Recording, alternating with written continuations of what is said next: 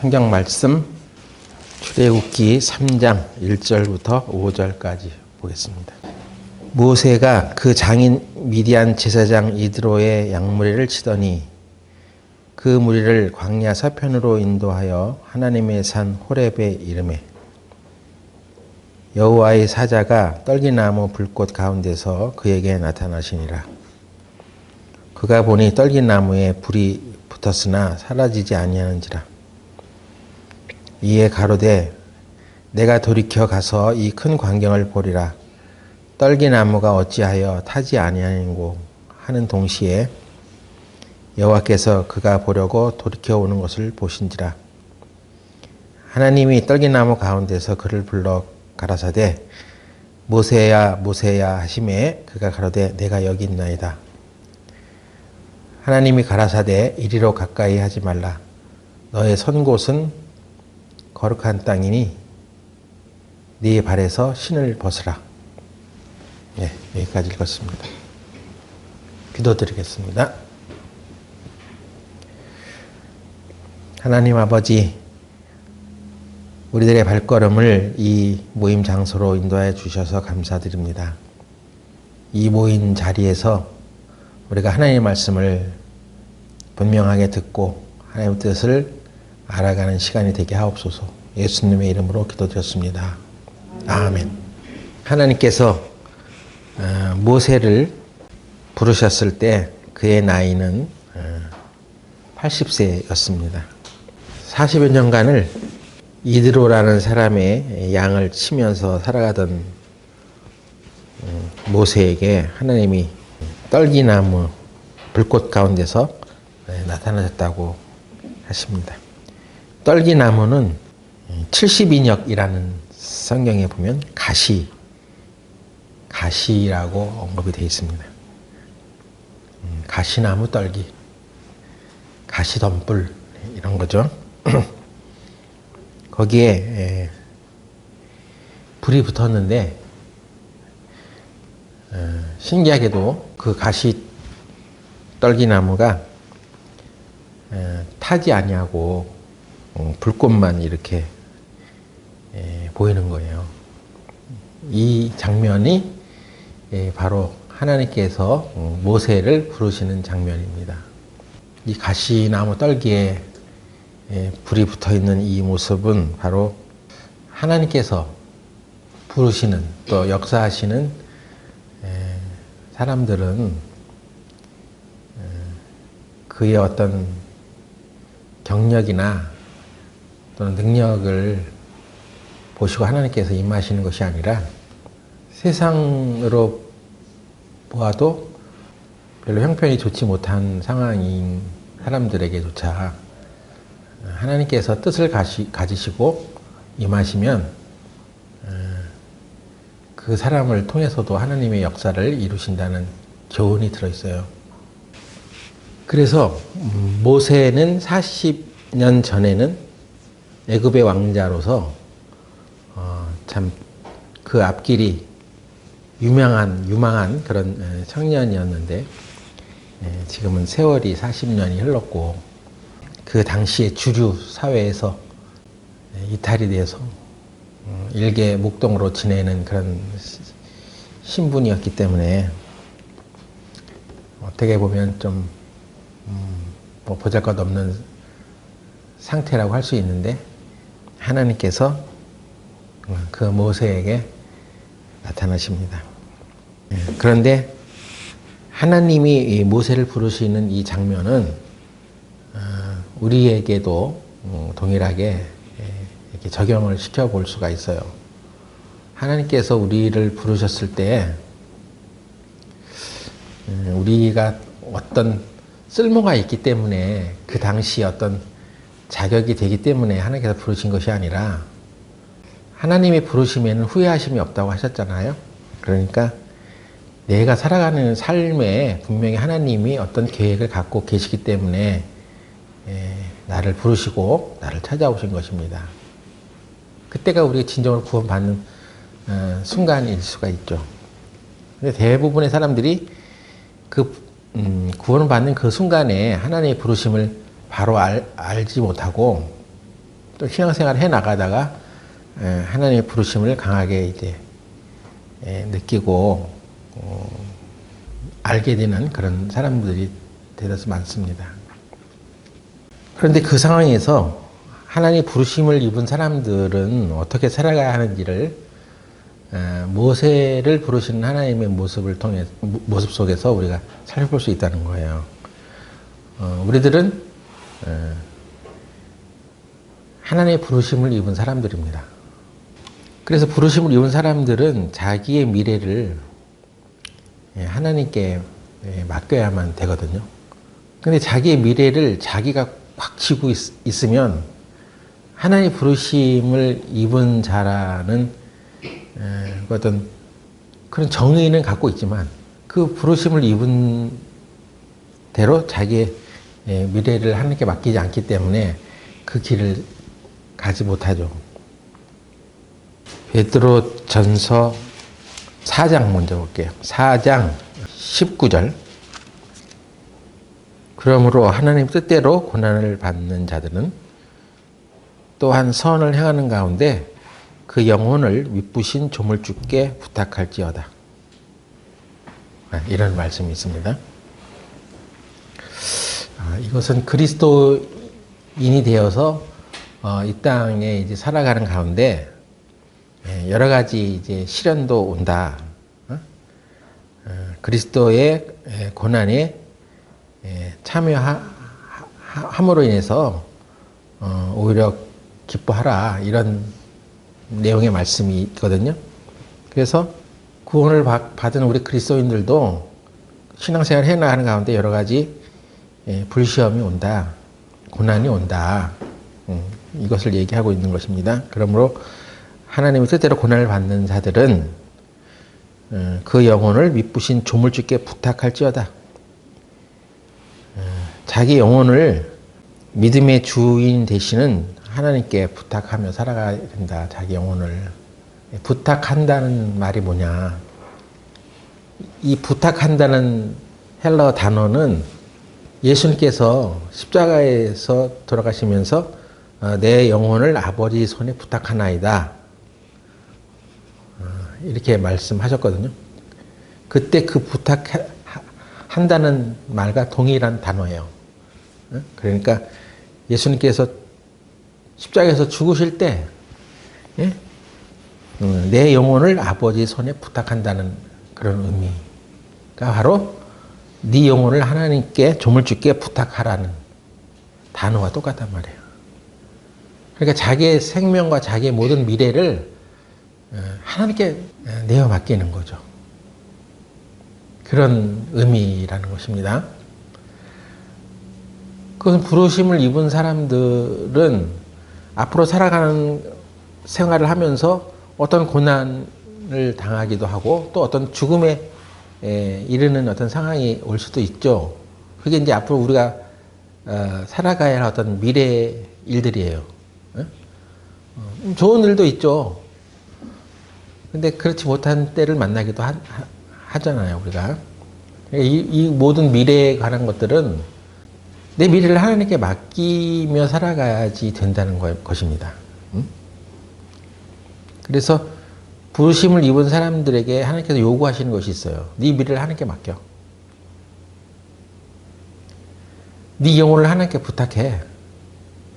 예수님께서 내 영혼을 아버지 손에 부탁하나이다 했던 그 모습 그대로 내가 이제 살든지 죽든지 아버지 뜻대로 하십시오, 이것입니다.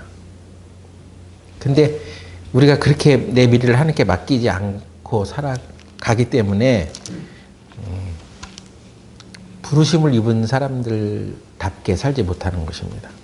모세에게 지금 80이 다 된 나이에 하나님께서 모세를 부르실 때는 여러 가지 교차되는 마음이 있었겠죠. 원망도 있겠죠. 왜 이제 와서 나를 부르세요? 내 이 다 늙은 나이에 뭘 내가 할 수 있다고 나를 부르시는 것입니까? 내가 그때 왕성하게 하나님을 하겠다고 했던 때는 그냥 거들떠보지 않으시더니 왜 이제 와서 나를 찾으십니까? 뭐 나도 할 일 많아요. 어? 지금 양을 치러 다녀야 되는데 이게 내 일이 이거 내 직업입니다. 그래서 양 찾으러 다녀야 되는데 왜 나를 부르세요? 하고 여러 가지 이제 뭐 좋지 않은 마음도 있었을 것입니다. 그래서 떨기나무 그 가시떨기에서 타는 불을 통해서 이거 참 이상한 일이네 하고 그것을 자세히 가까이 가서 보려고 할 때 하나님께서 모세를 부르시는 거예요. 이렇게 우리 모두가 인생의 어느 한 지점에서 우리는 하나님을 만나는 것입니다. 만났어.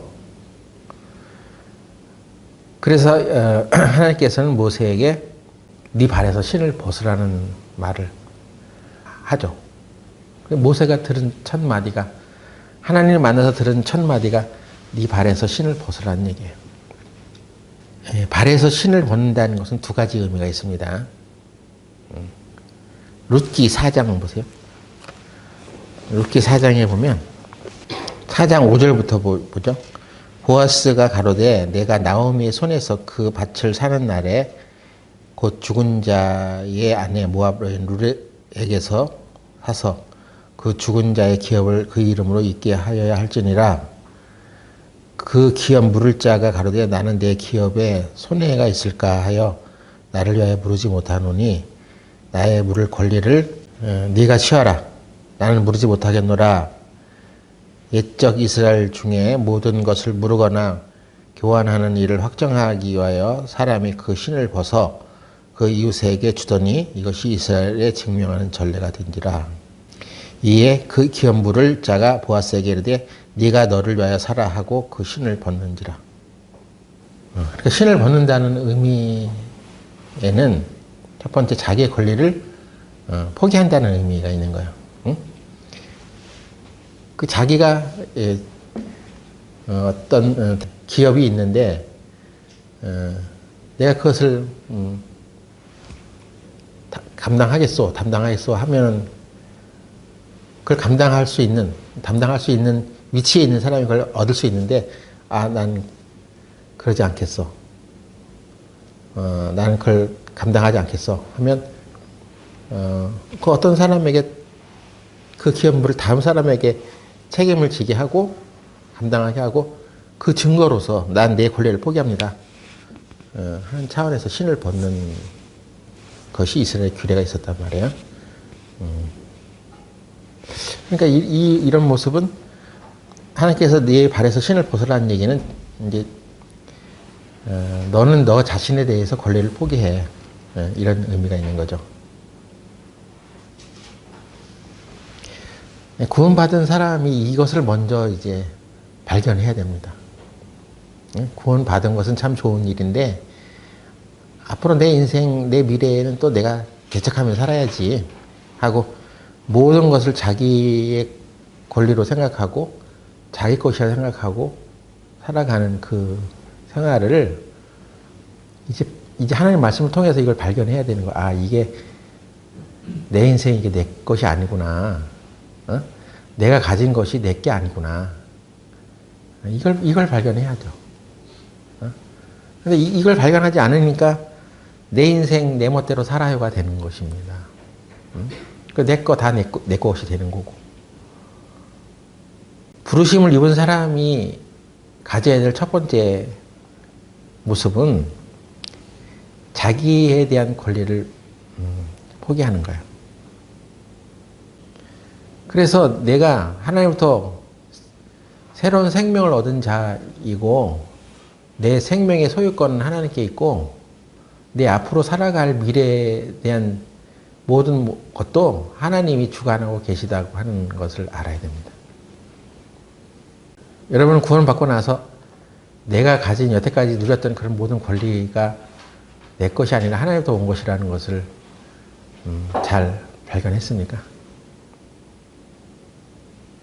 여전히 내가 가지고 있는 것은 다 내 거라고 생각하며 살아갑니까? 모세는 자기도 할 말 많았죠. 할 말 많겠지, 자기도. 인생에. 진짜 하나님과 사이가 좋지 않았어, 자기도. 근데 네 발에서 신을 벗어라는 그 말 속에 하나님께서 모세를 부르시기 위해서 지금 임하신 거 아니에요. 예? 모세를 부르시기 위해서 임하셨다는 얘기는 하나님의 계획이 너에게 있다. 이것을 말해주는 것입니다. 우리가 다 구원을 받을 때 하나님의 부르심을 입었는데, 예? 예. 하나님의 부르심을 입었다고 말해. 그게 정의야. 구원을 받은 것의 정의야. 그러면 하나님이 우리 각자에게 다 하나님 계획이 있다는 거예요. 그럼 여러분 하나님의 계획이 무엇인지 생각해 보셨어요? 예? 나는 나에 대해서 많은 계획이 있어. 그런 계획도 없이 살아가는 사람도 있겠지만 대다수 그래도 인생을 열심히 살아가고 성실하게 살아가는 사람들이라면 자신에 대한 계획이 다 있어. 예. 근데 하나님의 계획이 뭔지는 생각해 봤냐는 것입니다. 하나님께서 왜 나를 부르셨지? 이 지구상에 7, 80억의 인구가 있는데 예? 왜 하필 나를 그 가운데서 구원을 받게 하셨지? 예? 내가 북한에 태어날 수도 있었잖아. 그래서 그냥 하루 한 끼 먹는 거 걱정해야만 되는 그런 삶을 살아갈 수도 있었잖아. 근데 어쩌다가 내가 대한민국이라는 이 땅덩어리에 축복을 받아서 태어났나? 난 이승만 대통령이 참 존경스러워요. 우리 천국 가서 이승만 대통령 만날 수 있을 것입니다. 그는 구원받은 그리스도인이었어요. 노년에 정치를 잘못해서 그렇지. 그 한 사람의 올바른 선택으로 인해서 우리 대한민국이 그래도 자유의 기독교적인 가치 위에서 그래도 세워진 나라가 된 거예요. 그래서 이 땅에 우리가 태어났다는 것 정말 감사한 일이죠. 그래서 감사한 일인데 그 가운데서 또 나는 구원을 받았네. 내가 아닐 수도 있잖아요. 네? 여전히 난 지금까지도 하나님으로부터 이 영원한 생명을 얻지 못한 채 살아갈 수도 있었을 거 아니겠습니까? 근데 참 이 구원이 나에게까지 이뤘다는 것은 정말 기적 같은 일이죠. 기적이죠. 기적. 그래서 그 구원의 확신을 얻는 그 순간에 이 나에 대한 권리는 하나님께 다 있다고 하는 것을 처음엔 잘 몰랐을 수 있지만 점점점 정말 확실한 구원의 은혜를 생각하고 살아가다 보면 그런 것을 배워야 되는 것입니다.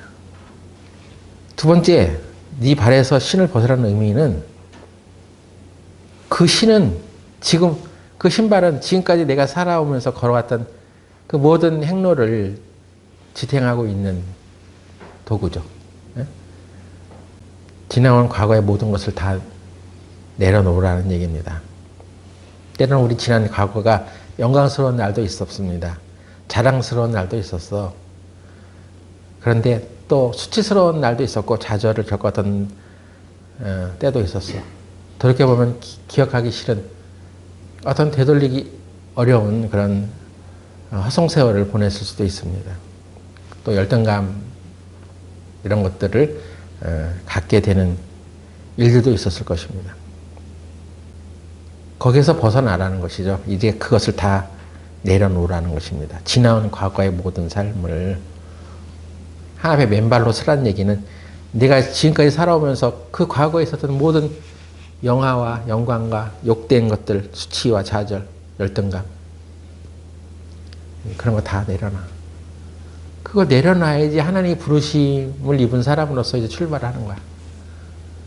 그 지나간 과거 때문에 너를 안 쓰는 것도 아니야.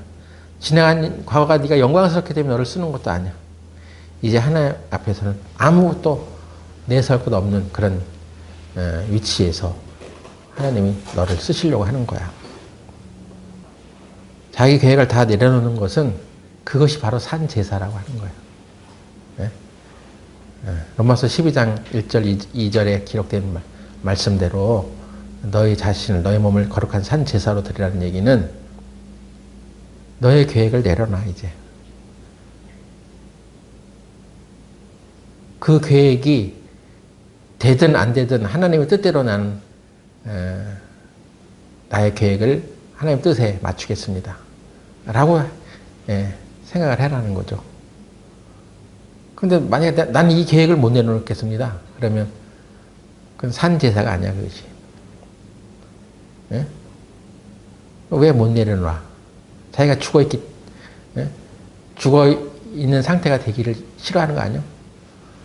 그러니까 하나님께서 우리에게 요구하는 건 산제사인데, 아니, 네 생명을 지금 죽이려고 하는 게 아니야. 네 계획, 앞으로 네가 나는 어떻게 살 것이라는 그 시향찬란한 너의 미래조차도 그것도 하나님께 맡길 수 있어야 되지 않겠냐는 것입니다. 산 제사는 내가 수요일 날 집회에 참석하는 것도 아니고 일요일 날 집회에 참석하는 것도 아닙니다. 이른 아침에 일찍 일어나서 성경을 보는 것도 아닙니다. 그것이 산 제사가 아니에요. 산 제사는 자기 계획을 내려놓는 거예요. 나는 어떻게 살겠다. 어떤 일을 행하며 살겠다 하는 나의 분명한 계획이 있을지라도 그 계획을 하나님께 내어놓는 거야. 쉽지 않죠. 그 산 제사는 자기가 드릴 수 있는 어떤 작은 여건을, 그런 형편을 하나님께 드리고, 그럴 수 없을 때는 안 맡기는 그런 상태가 아닌 것입니다. 내 영혼을 아버지 손에 부탁하나이다 라고 말씀했던 예수님처럼 네 영혼을 조물주께 부탁할지어다. 네 앞길을 주관하시는 분은 하나님이셔. 너를 부하게도 하시고 가난하게도 하시고 너를 죽이기도 하시고 살리기도 하셔. 그래서 하나님이 다 어떤 계획을 갖고 계신 대로 내가 움직일 수밖에 없습니다. 이렇게 마음을 먹으라는 것이죠. 그래서 부르심을 입은 사람은 먼저 해야 할 일이 자기 계획을 내려놓는 것입니다. 일단 내려놓고 그것을 다시 하나님께서 허락하시면 그 계획을 따르는 것이고, 하나님이 그것은 아니야 하면 그 길을 가서는 안 되는 거죠. 부르심을 입은 사람은 어떻게 살아야 되는지, 두 번째는 하나님의 계획을 듣는 것입니다. 출애굽기 3장 7절부터 다시 보시면, 여호와께서 가라사대 내가 애굽에 있는 내 백성의 고통을 정령이 듣고 그들이 그 간역자로 인하여 부르짖음을 듣고 그 우고를 알고 내가 내려와서 그들을 애굽인의 손에서 건져내고 그들을 그 땅에서 인도하여 아름답고 광대한 땅, 젖과 꿀이 흐르는 땅, 곧 가나안 족속, 헷 족속, 아모리 족속, 브리스 족속, 히위 족속, 여부스 족속의 지방에 이르려 하노라. 그 이스라엘 백성들이 애굽에서 고통 속에 그 간역자들로 인하여 부르짖고 있는 그들의 우고를 모세는 몰랐을까요? 모세도 알았어. 그래서 그걸 도우려고 했던 거 아니야. 자기 손을 빌어서 하나님께서 이 사람들을 건져내려고 하시는구나 하고 자기 힘으로 나가려고 했잖아. 예? 근데 하나님이 이 얘기를 하시는 이유가 뭡니까? 그것을 이제 그런 어려운 고통 가운데서 누가 그들을 건져내냐? 너는 그때 당시 하나님을 의지하지 않고 네 힘으로 그걸 하려고 했잖아. 안 되는 거야, 그것은. 그래서 이제 하나님께서 그것을 각인시키면서 내가 그 일을 하려고 한다.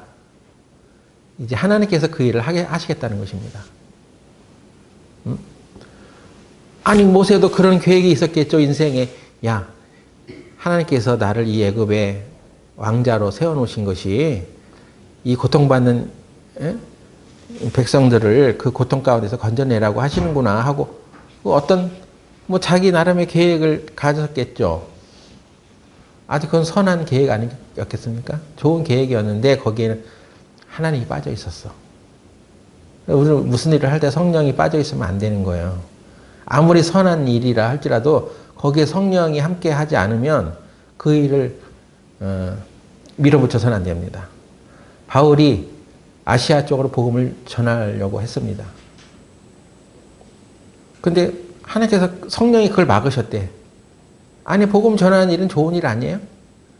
누구에게도 복음 전하면 되지. 뭘 이쪽 저쪽을 따져. 근데 성령이 지금 계획이 있으셔. 지금 아시아 쪽으로 이렇게 들어가는 것보다 다시 반대로 서쪽으로 유럽 쪽으로 들어가서 복음을 전하는 게 시기적으로 훗날 이 역사의 흐름을 바꿔놓는 어떤 거대한 사건이 벌어지는 것인데 그렇게 가야만 하는 하나님의 뜻이 있었어. 우리 계획보다 하나님의 뜻이 더 그건 없죠. 그래서 바울이 그게 무슨 소리야? 왜 여기서 이게 막히는 거야? 난 그래도 이 어려움을 그냥 뚫고 나가서 아시아 쪽으로 가서 복음을 전하겠어. 그게 나의 제2차 전도 계획이야. 그게 그 2차 전도 여행의 루트였어요. 근데 하나님께서 그 길을 돌려놨어. 아, 거기 하지 마. 복음 전하는데 극심한 방해를 받게 하고 오히려 그 일들이 잘 안 되게 하는 거야. 성령이 막았답니다. 환상 가운데 이제 마게도냐 지역으로 와서 우리를 도우라 하는 그 환상을 듣고 아, 하나님께서 지금 방향을 트는구나 하고 그때 깨우친 거죠. 그러니까 하나님의 계획을 듣는 게 중요한 거예요. 부르심을 입은 사람들은 자기 계획을 다 내려놓고 하나님 뜻에 순종하고 가죠. 그래서 하나님 뜻대로 가는데 가다가 하나님의 계획이 어딘지를 잘 보는 것이 중요한 것입니다. 그러니까 하나님의 계획을 들어야죠. 모세는 지금 하나님의 계획을 들은 거예요. 하나님 없이 자기가 이들을 건져내려고 했던 그래서 그들을 이제 앞으로 어떻게 할 것인가 충분한 어떤 대책도 없지 사실은. 근데 하나님께서 구체적으로 이제 계획을 말해줍니다. 너를 통해서 이 백성들의 그 고통받는 그 소리를 내가 들어서 그리고 그 가나안 땅으로 내가 그들을 데려가려고 하는 거야. 그래서 10절에 이제 내가 너를 바로에게 보내어 너로 내 백성 이스라엘 자손을 애굽에서 인도하여 내게 하리라. 하나님의 계획을 분명히 들었습니다. 여러분도 이걸 들어야 되는 거예요. 여러분의 인생의 길에 구원받고 살아가면서 하나님의 계획을 나를 통해서 지금 어떤 일을 하려고 하시는지 그 계획을 들어야지 하나님의 뜻대로 사는 거 아니겠습니까? 왜 이런 걸 안 들으려고 해요? 예? 이런 게 왜 없겠냐고 하는 것입니다. 하나님께서 이 부르심을 입은 사람들에게 그냥 네 멋대로 살아. 어떻게 하다가 그냥 잘 되면 다행이고 안 되면 어쩔 수 없는 거 아니야? 하는 게 아니잖아요. 너를 통해서 하나님의 계획을 이루려고 하는 거야.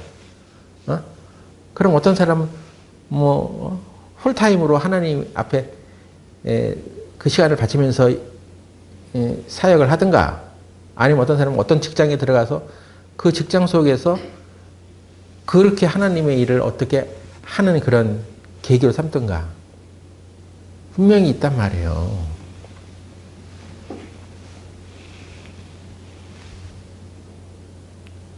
그럼 하나님의 나를 향한 계획은 무엇입니까?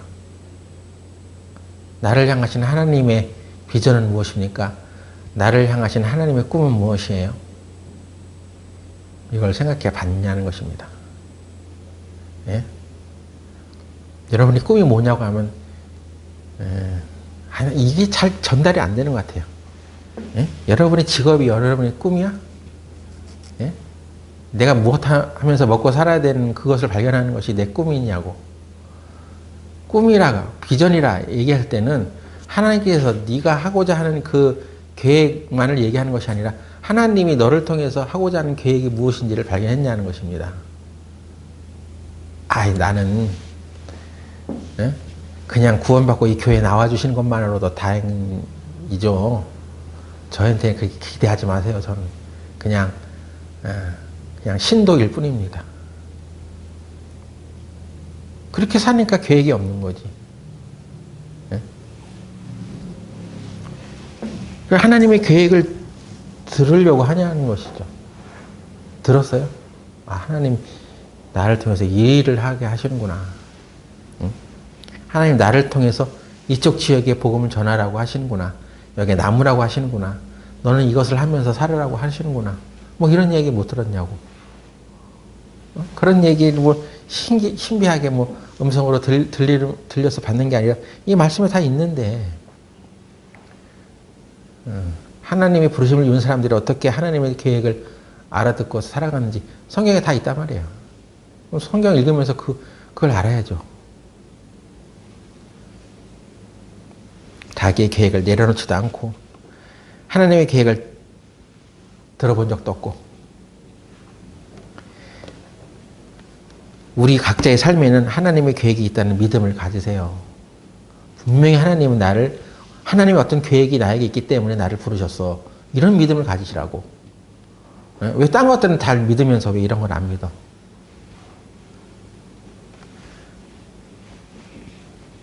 그걸 제대로 들어야 됩니다. 하나님의 계획이 분명히 나에게 있다는 것을 바로 알으려면 여러분 로마서 12장 1절 2절을 무수하게 읽어야 됩니다. 첫 번째가 당신은 산 제물이십니까? 내가 산 제사로 드려져 있나? 이걸 따져야 돼. 첫 번째가. 어디든 무엇이든 하나님께서 요구하시는 모든 것들을 위해서는 내 자신을 다 드리겠습니다. 나의 시간과 나의 재물과 나의 건강과 나에 관한 모든 것들은 다 하나님이 쓰심에 합당하게 제가 살아가겠습니다. 그게 산 제사를 드린 사람의 태도야. 산 제사가 그거요. 그래서 산 제사로 드려져야 하나님 쓰든지 말든지 할 거 아니겠습니까? 그래야 하나님의 계획이 뭔지를 가르쳐 줄 거 아니에요. 산 제사가 안 돼 있는데 뭐 하나님이 무수하게 말씀하셔도 그게 뭐 나랑 무슨 상관이야? 그렇게 살아갈 거 아니겠습니까? 예? 그러니까 하나님의 뜻을 알려면, 하나님의 계획을 알려면 먼저는 자기를 산 제사로 드리란 말이에요. 두 번째는 그래서 이 세상을 본받지 말고 마음을 새롭게 함으로 변화를 받아 하나님이 거룩하고 온전하신 뜻이 무엇인지 분별하도록 하라. 그렇게 두 번째가 생각을 새롭게 했냐는 거예요. 하나님이 주신 그 말씀으로 생각을 새롭게 했냐는 것입니다. 아, 맞아. 이렇게 살아야 돼. 여태까지 내가 살아온 것은 나만을 위해서 삶이야. 하나님께서 분명히 나를 부르셨을 때는 내가 누군가를 위해서 살아가라고 하는 것이고 누구에게가 영향을 미치라고 살아가는 것이고 하나님께서 부여해 주신 어떤 목표가 분명히 있어. 그건 나 하나로 국한되는 삶이 아니야. 나와 내 가족만을 위해 살아가라는 것이 아니야. 다른 사람을 위해서 네 이웃을 내 몸같이 사랑하라는 말씀대로 분명히 우리에게 삶의 방향이 있어. 그렇게 하는 것이 생각을 새롭게 하는 거예요. 네? 그리고 생각을 새롭게 했냐? 그리고 지금도 역시 생각을 새롭게 하는 과정 가운데 있냐? 이것입니다. 이 두 가지 조건이 만족되면 하나님의 계획을 듣게 되는 거예요. 네, 듣는 거예요. 그 순간에. 아니, 비록 이전부터 계속 하나님의 계획은 우리에게 말씀해 주셨지만 들어도 그게 자기에게 뭐 도움이 안 됐죠. 들어도 못하는 척하고 살아간 거죠.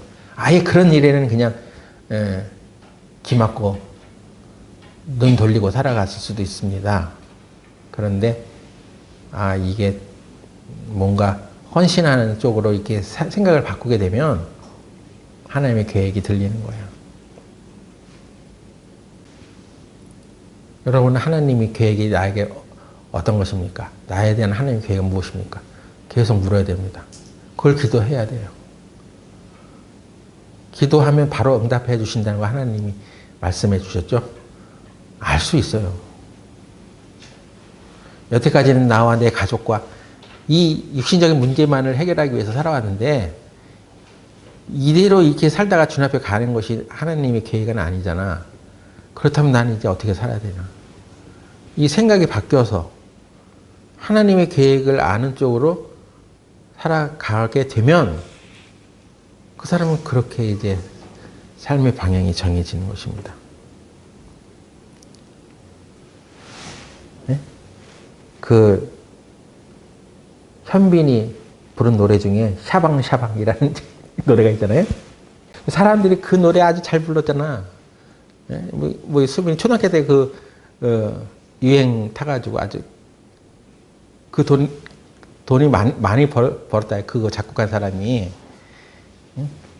김지환이라는 작곡가인데 고3 때 그걸 자기가 작곡했대. 자기가 좋아하는 여자친구가 있었는데 그 애를 위해서 작곡을 했다가 이게 뭐 이렇게 트로트로 한번 가사를 바꿔보라고 해가지고 이제 글 썼는데 그게 히트한 거야. 현빈이 불러가지고. 그게 고3 때 작곡한 곡인데 그래가지고 그 뭐 저작권료 엄청 쏟아지게 벌었답니다. 그 어마어마하게 들어온 저작권료를 그 자기 아버지가 목사요. 그래가지고 그 사역하는데 첫 번째 이것은 하나님께서 주신 선물이라고 생각해가지고 다 그걸 사역에 도움이 되라고 그 첫 번째 곡에 대해서 들어온 모든 수익을 다 교회 일을 하는데 냈다는 거예요. 얼마인지는 모르겠는데 한 뭐 수십억 되겠죠? 수억 되겠죠? 어마어마한 돈을 그렇게 했답니다. 그러니까 갑자기 그렇게 많은 돈이 들어와도 내가 무엇을 위해서 살아야 되겠다는 이게 없으면 하나님의 계획 이런 걸 발견하지 못하면 그건 그냥 내 주머니로 들어오는 돈밖에 더 되겠어. 그게 어떻게 거룩하게 쓰여지지도 않을 것이고 우리 구원받는 그리스도인들은 그것을 먼저 발견해야 하는 거예요. 하나님이 내 인생에 지금 나를 향해서 지금 어떤 계획을 갖고 계신지 자기 계획만을 위해서 살아가지 말고 하나님의 계획을 꼭 발견하시기 바랍니다. 그럼 기도해. 계속 기도해. 기도하다 보면 내 삶의 방향이 헌신하며 살아야 되겠다는 생각으로 바뀌게 돼. 그러면 그때 하나님께서 주시는 그 말씀 속에 하나님의 계획이 분명히 있습니다. 남은 인생을 그것을 발견하고 그것을 위해서 살아가라는 거예요. 그렇게 살게 될까봐 안 구하면 이거 악한 거잖아. 예? 교만한 사람과 겸손한 차이는 뭐냐? 교만한 사람은 자기 계획을 항상 붙들고 있는 사람. 자기 계획만 붙들고 있는 사람. 어? 겸손한 사람은 하나님의 뜻을 따르는 사람. 왜 자기 계획과 자기 생각만 붙들고 살아갈까요? 자기 생각이 더 낫다고 생각하는 거 아니겠어요? 하나님의 생각보다는, 하나님의 계획보다는 내 뜻이 더 나아. 사실은 육신적인 것인데, 그게 더 좋은 거야. 하나님의 계획대로 살면 손해볼 것 같아. 그런 인식한 마음이 들어.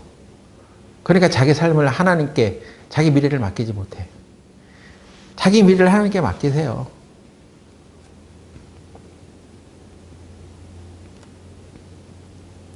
그래서 자기 미래를 하나님께 맡기지 못하니까 맨날 근심하고 걱정하죠. 염려하잖아. 그것이 바로 교만이라는 거야. 응? 우리가 염려함으로 키를 한 자나 더 할 수도 없는 존재임에도 불구하고 하나님보다는 내 계획이 더 훌륭해. 육신적인 생각이 강한 거지. 그러니까 하나님을 제대로 섬기지 못하는 거 아니겠어요? 그게 교만이죠. 겸손한 사람은 하나님의 생각이 알아졌을 때 그 생각대로 살아가려고 하는 것입니다. 부르심을 주는 사람들의 세 번째 삶의 모습은 그래서 기꺼이 순종하는 거야. 자기 계획을 버렸어. 내려놨어. 근데 하나님의 계획이 알아졌어. 그 세 번째가 순종하는 거야. 기꺼이 순종하는 거야. 하나님의 부르심을 입은 사람들 대다수가 뭘 하라고 하면 그렇게 순종하지 않는 경우들이 너무 많아요. 그 미적미적 되다가 기회를 놓치는 것입니다. 응? 그리스도 안에서 올바른 삶을 살아가려면 즉각 순종이 안 돼요. 기본적으로 일단 거꾸로 생각해. 반대로. 왜 내가 그걸 해야 돼? 그리고 일단 안 해. 안 하는 쪽으로 이게 학습이 돼 있어. 그렇게 되면 여러분이 직장에서도 승진하지 못해요. 상사가 뭘 요구하면 바로 그걸 해야지. 그 말 떨어지기 무섭게 그것이 실천이 되어 있어야지. 하나님의 말씀을 우리가 듣고 발견했을 때는 그 즉시 그것을 기꺼이 순종해 가야 하는 거예요. 이게 부름받은 사람의 모습입니다. 교회에서 무슨 일을 하자고 하면 시간 끌다가 그냥 다 기회를 놓쳐버리고, 우리 교회가 품었던 많은 소망들이 있어. 그렇게 하고자 하는 마음이 있어야 되겠죠. 네? 평소에 나는 주님의 뜻을 위해서라면 기꺼이 내 생명을 다 바치겠습니다. 이게 습관이 돼야 되는데, 기본적으로 뭘 하자고 하면 안 해. 그리고 그게 왜 필요하냐고 생각해. 더 나은 자기 논리와 자기 이성으로 그 일들을 평가하고 있어. 그럴 필요가 없습니다. 하나님의 선한 일을 위해서는 그냥 무조건 순종하고 해보는 거예요. 우리가 손해볼 것이라고 생각했던 그 일들이 그렇지 않다는 결론을 얻게 될 날이 분명히 오는 것입니다.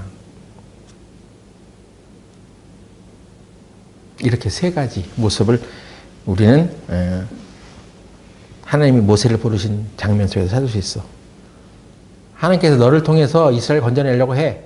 그 얘기 속에 모세도 처음엔 이게 즉각 순종이 안 됐잖아요.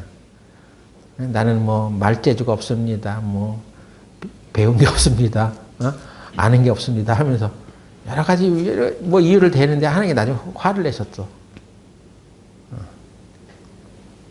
하나님이 부르셨을 때 하나님이 저만 못해서 그를 부르시겠어요? 네? 하나님이 쓰시려고 하는 사람은 자기 경력, 학력, 이런 뭐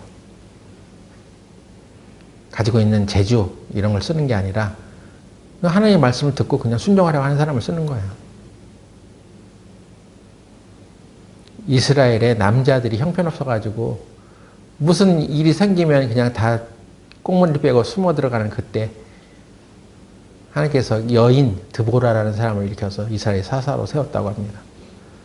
이스라엘에 쓸만한 남자가 없으므로 하나님은 드보라라는 여자를 들어서라도 하나님의 일을 행하셔. 네? 그러면 그 드보라는 여자가 뭐 힘도 셌겠어? 그렇지 않잖아요. 무슨 상식적으로 무슨 군대에 우두머리가 돼서 이스라엘의 병력을 이끌고 간다는 건 상상하지도 못하잖아. 근데 하나님께서 그런 사람을 들어서 쓰는 거야. 응? 보잘것 없는 사람인 것 같은데 하나님이 그를 써. 드보라라는 사람은 하나님 앞에 순종하는 여자였다는 거예요. 그 순종을 들어서 쓰는 것이죠. 우리가 왜 기적과 놀라운 역사들을 체험하지 못하느냐? 이유가 당연해. 그런 일에 쓰임받고 싶지 않은 거지. 예? 그리고 그런 일을 하라고 하면 기적을 위해서 달려가지 않아. 예, 그래서 우리가 오늘 모세를 부르신 하나님의 사건, 이것을 보면서 부르심을 입은 사람들은 자기의 미래를 하나님께 맡겨야만 한다는 것을 살펴보았습니다. 기도하고 마치겠습니다. 하나님, 오늘 우리들이 살아가는 가운데 앞으로 우리가 살아갈 미래는 어떤 것입니까? 또 미래에는 무슨 일들이 일어날 것입니까? 내 인생의 앞날은 또 어떻게 될 것입니까? 우리는 잘 알지 못하고 막연하고 때로는 겁이 나기도 합니다.